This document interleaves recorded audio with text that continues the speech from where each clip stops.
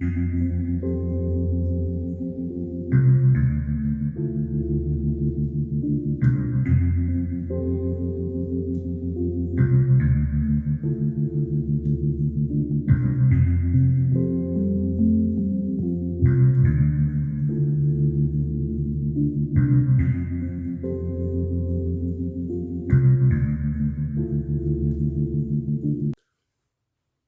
killed Laura Palmer?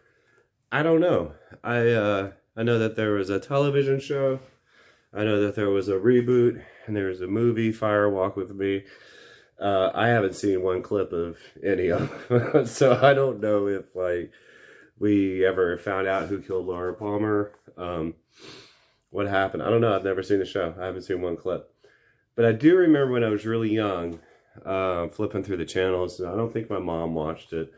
And just coming across it one night, and or maybe it was even just a teaser ad for the show, and just hearing that guitar, and it stuck with me, and thus began my love of reverb drenched guitar. It's very sparse, and you have the keyboard backing it up, and it builds a little bit, but then it comes back down, and it's a great intro. It's a great theme. It's a great song, and I love it. It sounds so good. Here on the soundtrack, there's also a vocal version. It's the same song, no modifications, no changes. It just has the lady singing over it. And she sings over a couple of other songs, most notably Nightingale, which I believe was a single. And she has a great voice, and it's pretty, but it's not really, doesn't really sell the album as a whole for me. I like the music, I like the score, I like the composition.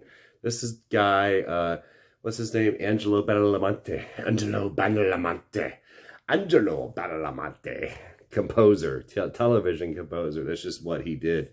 And it's a great package of music. It's really good. Now, once you get past the chirping lady and the original theme song that we all know from the first 2 seconds of the song, it's also a lot of modal jazz in it, and kind of that like upright, you know, we're in a smoky club jazz. And I know in the show, I do know that the guy's a detective, and he goes to the town to solve this unsolvable case. There's a bunch of weirdos in town.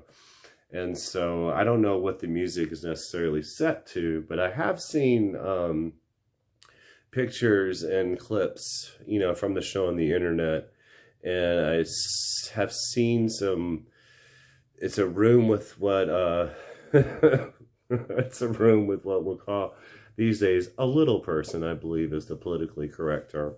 A little person in a really gaudy suit, and there's like a red room, and the floor is like a checkered pattern, a black and white chessboard checkered pattern. And I would think that that's where the jazz is, the upright, the modal, doom, doom, doom, doom, doom, doom.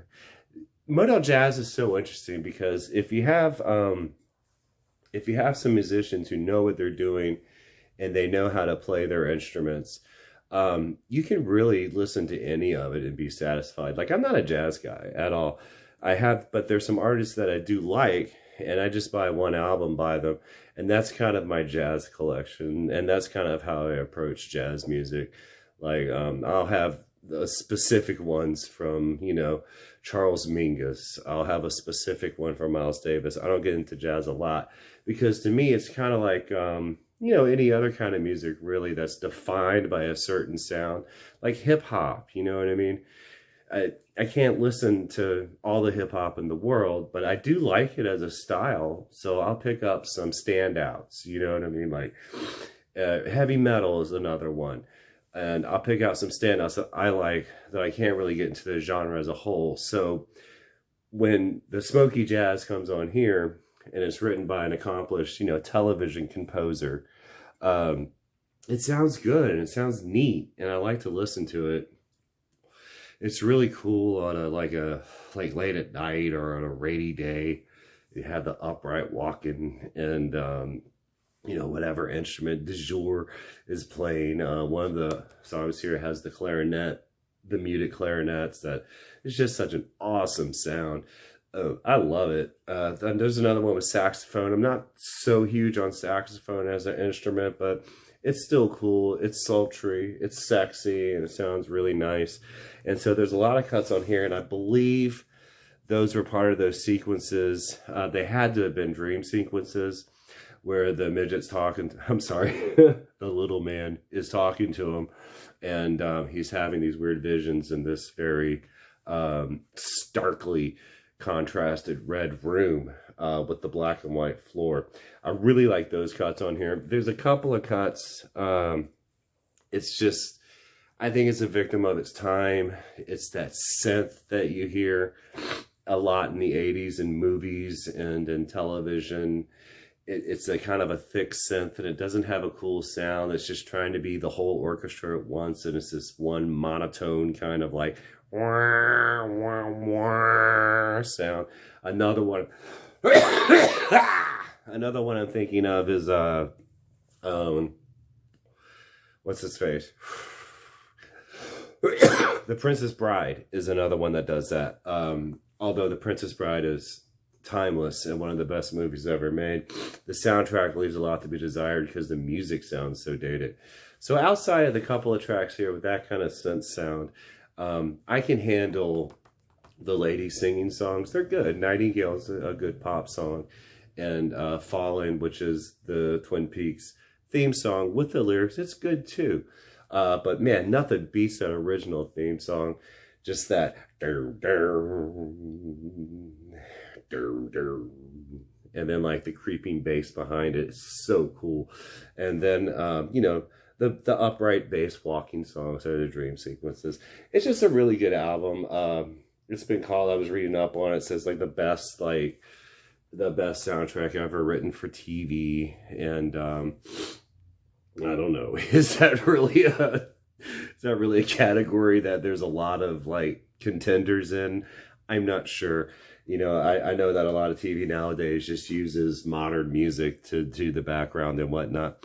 But back when, like, you know, composing music for the television show was an actual job, you know, yeah, it caught my attention. And I was like 10 or 11 years old.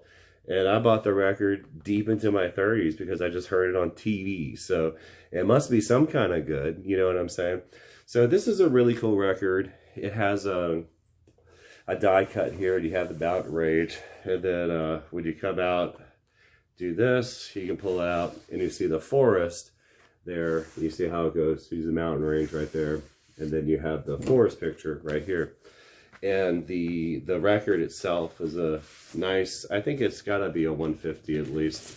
It's a 150 on damn good cup of coffee brown, which just means brown with some marbling in it, I guess, for the creamer effect.